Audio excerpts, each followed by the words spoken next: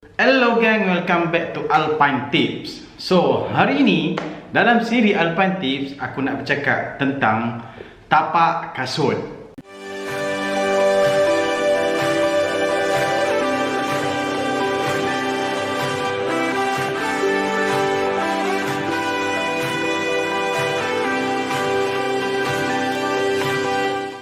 Okey, ramai kawan-kawan yang bertanya ke aku, tapak kasut ni macam mana yang bagus kita beli dan gunakan untuk trekking. Okey, so sebenarnya benda ni agak susah aku nak jawab sebab kita trekking dalam banyak keadaan terrain ataupun banyak keadaan surface. Okey, so tak semua kasut bagus untuk semua surface. Okey, contohnya kita ada surface yang berbatu ataupun gravel, berbatu kecil-kecil tu. Ataupun ada juga surface yang batu besar, yang agak licin macam batu di tepi sungai. Kemudian ada juga surface yang tanah, yang licin dan lecak. Kemudian ada juga mungkin surface yang berakar ataupun ada rumput. Jadi tapak kasut yang mana yang paling bagus kita gunakan untuk trekking? Okay, in general, tapak kasut yang paling bagus kita gunakan untuk trekking ialah kasut yang mempunyai corak tapak yang kasar. Okey, dia mempunyai tapak dia yang kasar dan juga dalam. Bahagian dalam ni kita panggil lug. Okey, lug ni agak dalam. Okey, jadi secara general ini adalah tapak kasut yang bagus kita gunakan untuk trekking. Tapi tapak kasut ni tak bagus juga untuk semua jenis trekking. Contohnya, dia mungkin tak terlalu bagus untuk kawasan batu yang licin. Contohnya, batu di tepi sungai. Tapak ini mungkin bagus untuk trekking di kawasan batu yang gravel ataupun batuan yang kecil ataupun tanah yang licin, ataupun mungkin bagus juga di kawasan yang rumput. Tapi mungkin tak bagus untuk kawasan batu yang licin. Sama juga macam tapak kasut ini.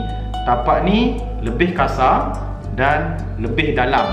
Jadi dia mungkin lebih baik untuk kawasan yang berbatuan macam aku kata tadi. Jadi sebenarnya tapak yang bagus untuk kawasan batu yang licin, kita perlukan corak tapak yang lebih halus. Okey? Sebab untuk trekking, untuk berpijak di kawasan batu yang licin, kita memerlukan lebih banyak surface untuk menyentuh bahagian batu tu. Okey, kalau dia kasar, bermaksud bahagian yang kasar, bahagian atas ni saja yang menyentuh. Bayangkan ini adalah batu, dan apabila kasut kita berpijak, yang menyentuh batu cuma sedikit bahagian yang ni. Jadi tapak kasut yang begini mungkin sesuai untuk kebanyakan surface yang kasar, okey, mungkin berbatuan ataupun tanah yang licin, tapi tidak untuk batu yang licin. So kalau kita bandingkan dengan ini adalah kasut rock climbing. Okey, bagaimana kita gunakan kasut ni untuk rock climbing, dan boleh nampak dia punya tapak dia. Tapak dia boleh tak ada corak langsung, semuanya rata dengan rubber ataupun getah. Jadi bermaksud kasut yang kurang lap adalah lebih baik untuk kawasan berbatu yang licin seperti ini. Okey, dan rubber yang lembut adalah lebih baik untuk kawasan yang licin. Okey, getah yang lembut. Kalau kita pegang kasut begini, kita dapat rasakan tapaknya lembut. Jadi kalau kita tekan dengan menggunakan kuku, okey, kita dapat rasakan kuku kita ada masuk sedikit di bahagian getah ni. Jadi kerana terdapat tapak kasut yang daripada plastik juga. Tapak kasut plastik adalah sangat tidak baik untuk trekking. Okey, kerana ia keras berbanding getah.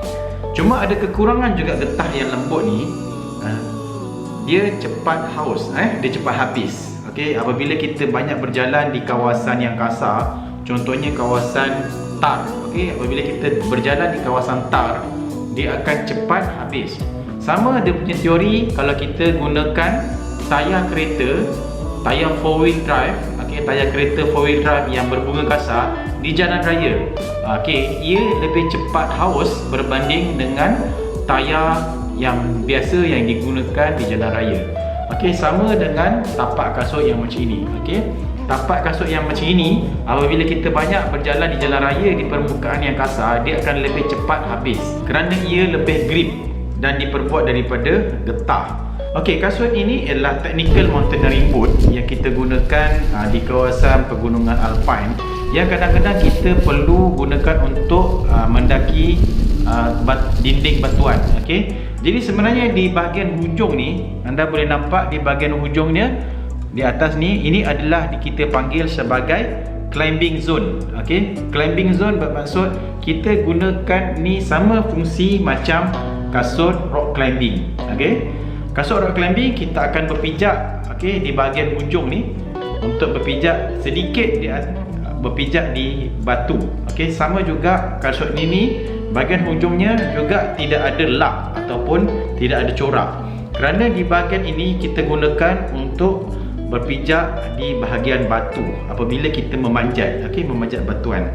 Jadi kalau kawan-kawan tanya saya tapak kasut yang mana yang bagus untuk trekking, saya boleh katakan untuk trekking yang biasa di kawasan batuan ataupun tanah, okey, anda perlukan tapak kasut yang diperbuat daripada rubber dan mempunyai corak tapak yang kasar ataupun lux yang kasar.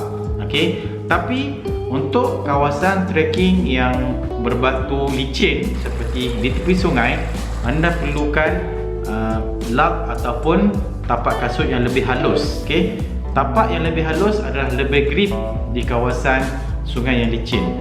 Jadi sebab tu ramai kawan-kawan yang menggunakan kasut getah ataupun kasut noreh, okey, untuk mendaki gunung-gunung, kebanyakannya di gunung di Malaysia lah. Kelebihan kasut getah ataupun kasut menoreh ni ialah dia mudah digunakan apabila basah. Jadi dan dia lebih grip, okey, lebih baik grip di kawasan yang berbatu licin tadi kerana tapak dia halus. Okey, tapak dia tak kasar macam ni. Tapak kasut yang getah ataupun kasut menoreh tu sangat halus dan juga memang dibuat daripada getah, jadi sebab tu dia lebih grip. Cuma kasut begini adalah kurang baik untuk kesihatan kaki kita. Okey, apabila kita trekking dalam keadaan yang jauh berhari-hari menggunakan kasut getah yang tidak mempunyai cushion. Okey, kekurangan kasut getah tu dia tak ada cushion. Okey, dia tidak ada cushion bahagian dalam dan juga beberapa cushion bahagian luar ni yang boleh absorb kita punya pressure ataupun berat badan kita. Jadi kerana dia tidak ada cushion, dia sebenarnya lama-lama dia akan mencederakan lutut dan juga buku lali kita. Okey, jadi sebenarnya kasut getah ni tidak berapa baik in long term. Okey, tapi kalau anda trekking dalam trekking yang pendek, mungkin satu hari ataupun kurang daripada satu hari, 3-4 jam, mungkin tak ada masalah. Tapi apabila selalu menggunakan kasut getah dalam trekking yang dan juga tempoh masa yang lama, jadi mungkin lama-lama ia akan mendatangkan masalah. Jadi kasut menoreh itu ada kelebihan untuk trekking di kawasan batuan licin di tepi sungai, tapi ia tidak baik untuk kesihatan. Okey, manakala tapak kasut yang macam ini bagus untuk kita trekking di kawasan gravel ataupun batuan kecil tu. Okey, dan juga tanah yang licin ataupun kawasan berumput, tapi ia tidak berapa bagus untuk kawasan batu yang licin di tepi sungai. Okey, jadi kesimpulannya, gunakan tapak kasut yang diperbuat daripada getah dan mempunyai tapak kasut yang sesuai mengikut tempat anda trekking. Okey, dan jangan gunakan kasut yang mempunyai tapak daripada plastik yang keras kerana ia lebih licin dan juga sebenarnya tidak baik untuk kaki kita. Okey geng, aku harap video ni dapat membantu korang untuk pilih kasut yang sesuai untuk korang trekking. Alright, see you again on another Alpine Tips. Bye bye.